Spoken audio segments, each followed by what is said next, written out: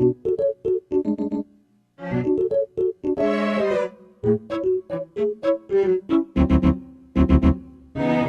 not exactly sure if you can really tell, but as you see, the sunlight is actually getting a lot better in Delfino Plaza, at least to my knowledge it is. Well, hey my fellow video gamers and Let's Players, I'm Gelato Plays, and welcome back to Let's Play Super Mario Sunshine. In the last episode, we finished off Rico Harbor and started Gelato Beach, and in this episode, we're going to be continuing Gelato Beach because we literally only got one shine in it.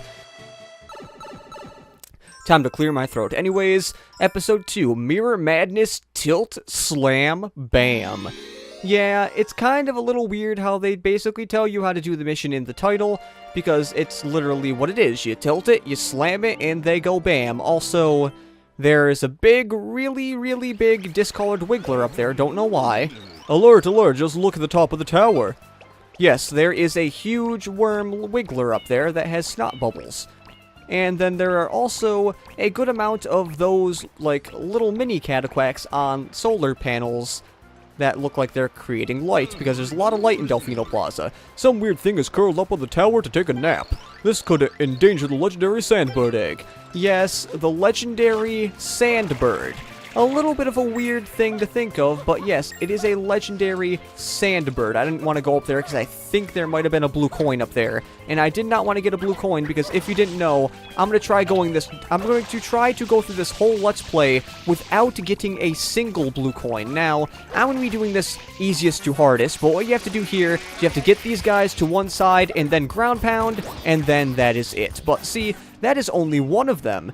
When there's only one of them on a platform, it's really easy. But it gets a little bit harder once you get to the ones with 2 and 3. Also, they put you on the palm tree.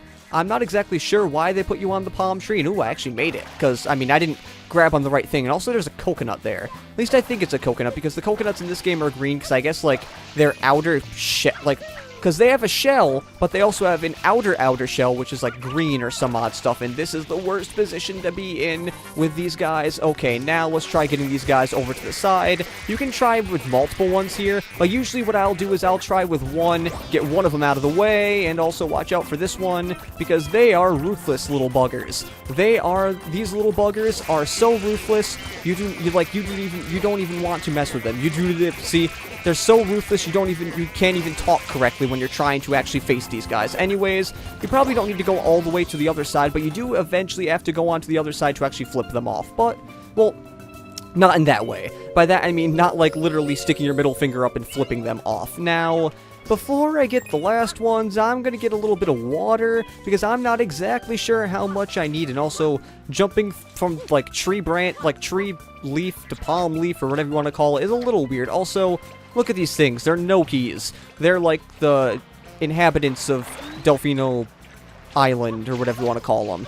Oh yeah, Isle Delfino, that's what it's actually called. Which I believe basically means Delfino Island, because it's Isle Delfino. Because I think basically all these levels have an Italian meaning. Oh, can I actually, like, spin jump? Oh, I mean, I could if it was actually tilting the correct way, and if I could actually see where I was going. Now, are you going to tilt over this way? Because I'm not exactly sure if I can get over to you unless you are tilting. There we go. Don't know if exactly that was the way you're supposed to do it, but let's try getting these guys out of here, because I do not want to have to deal with it. Okay, get this guy. Get the one guy off. There we go. Now, the one bad thing about this is, if you wait too long, they will regain their balance, and then you have to, like, try it again. But let's see. Can I get 2 of them? I don't even know if I'm going to try for 2. Let's just get this guy off on the side, and then worry about the other guy later. There we go. Okay, luckily I haven't had too much trouble with these guys, because sometimes, like I said, they're little, really annoyances. You try, like, slamming their BAM, and it just does not work correctly, but we have gotten the third one off, which I'm surprised that went as smooth as it did, because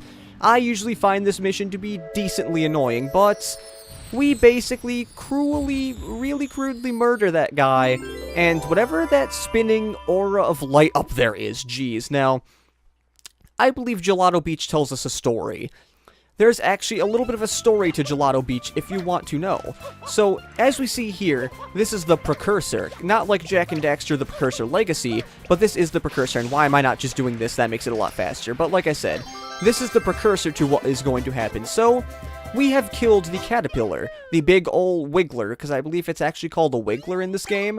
Let's see what the next mission has to offer, though, because the next mission continues this three-partish story, I guess. I mean, I've never really heard of anyone calling this a story, but now that I think of it, it kind of is. But then after the certain missions, it's not really a story anymore. I don't even know if those 3 missions are in a row. Actually, I think they are. I'm not sure. But anyways, Episode 3. Wiggler ahoy, full steam ahead. So, once you decapitate a worm, what usually happens is that they get decently mad at you. And when they're mad at you, they try to kill you. You do not want Wigglers to kill you, so you know what you do? You kill the Wiggler again. Now, how the Wiggler got back into form, I will never know, but what we have to do is we have to fill these things up and try to get the Wiggler to hit them, but only when he is around this, so I probably messed this up really bad because he's going to be coming over here, and then let's get this, and actually no, I have an idea. I know which one he's going around. He usually tends to stick around a few of these, so what we're going to do is we're going to fill this one up before he actually comes over us, and we're going to knock him down. Now, the bad thing is sometimes you can knock him really far into the water, but luckily we got, like, the tail end of him, which the physics on Wiggler can be a little annoying at times, because, like, since he's, like, jiggling up and down and all about, and also, it's so serious, they stop the music for a little bit. That's how serious it is. And also, every time you hit him, he gets a little bit more angry. Oh god, okay, is he gonna hit that one? Did he even hit that one? I don't think he did.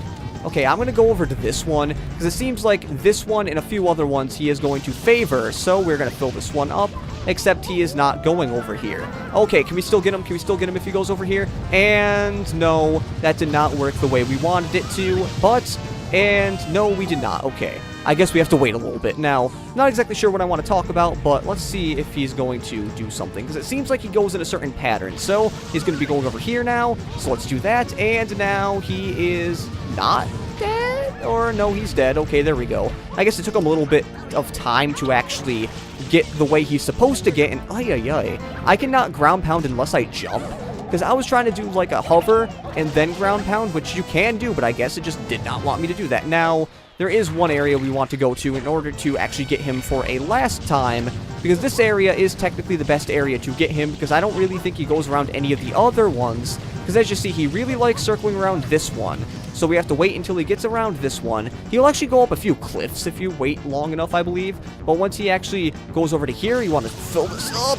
And please knock him into a decently good spot, because sometimes, like this over here, this is probably the worst thing you could do, except I believe he is not fully in the water. There we go.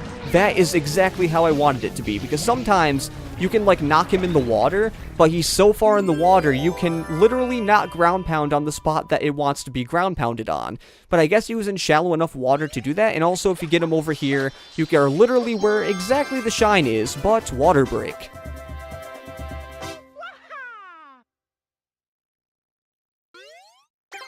Not exactly sure how my commentary was just there, like, through that whole fight, because I was trying to concentrate, because I don't know, it's just, sometimes I've believed to have a little bit of a bad time with, almost called him Petey Piranha. He is Wiggler. His name is Wiggler. I've had some bad times with Wiggler, and I did not want to relive those bad times, but overall, he's not all that bad. But luckily, he's actually the first boss we face that he does not repeat. Oh my god, and the final part, the ending of the trilogy, the Sandbird is born. Yep. So, we save the Sandbird, then we kill the thing, so I guess that's also saving the Sandbird, and now we get to see the Sandbird. Yay, but after this, Gelato Beach really does not have any more story, because you have a random, you just have random missions after that, and then you have a really hard mission, which I am really not looking forward to, and I never actually mentioned that Pianta, that's what I'm trying to say. I never actually mentioned that Pianta. What that Pianta is I believe if you have like 30 or some odd shines, what will happen is he will actually give you a pair of sunglasses to wear. And if you beat the game, he gives you a little bit more of stuff or whatever, but I will show that off once you beat the game. It is not like something you get for 100%, so you don't have to worry about that, and also you want to be careful with jumping here, because sometimes your jump might not work out correctly, but that is basically what you have to do. Now, I believe there is no possible way you can miss the egg if you jump through there, but, I mean, you might not realize that the one area is a trampoline, but this here is probably one of my more favorite music tracks. It's like, this music track is for the secret levels that aren't really secret levels, but like they're secrets in and of itself.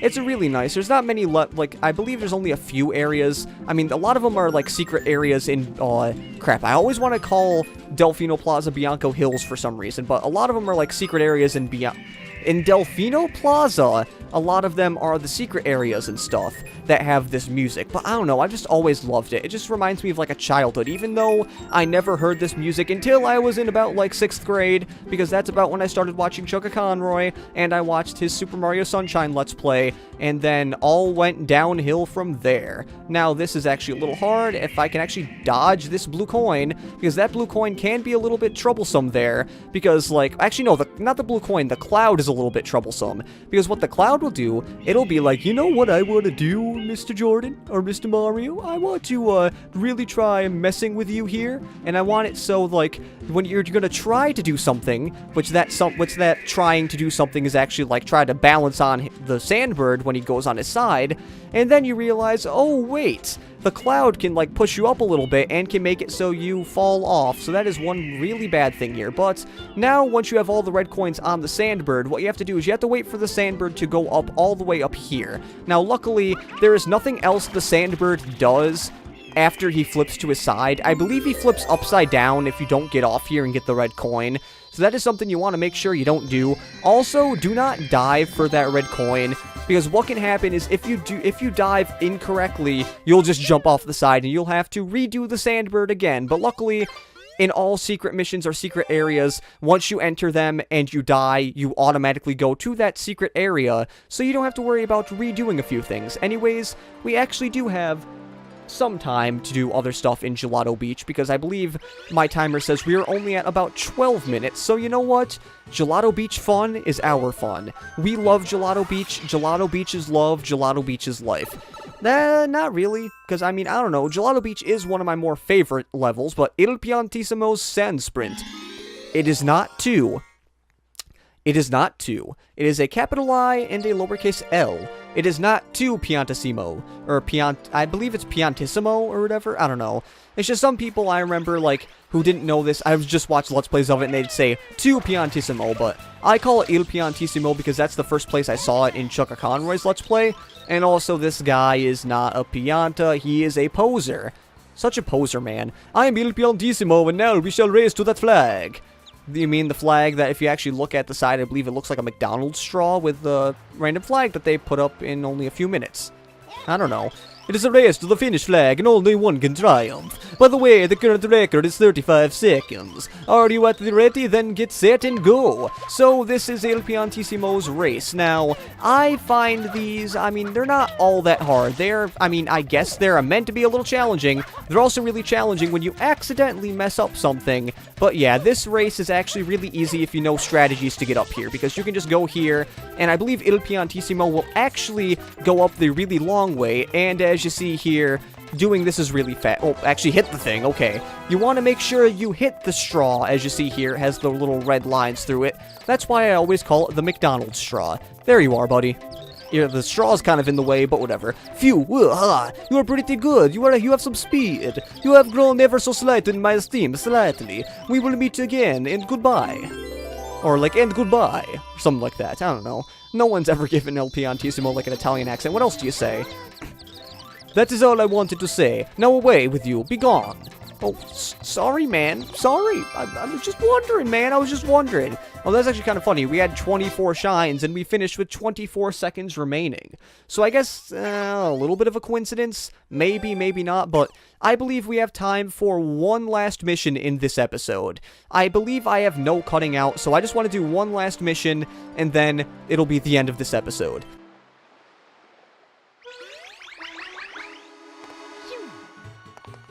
These pauses are so weird, because I'm keeping them in because I want to show the cutscenes and stuff, but I need my water, man, jeez, because I had a horrible cough yesterday, and my throat is still a little iffy from it. Anyways, episode 6, Red Coins in the Coral Reef.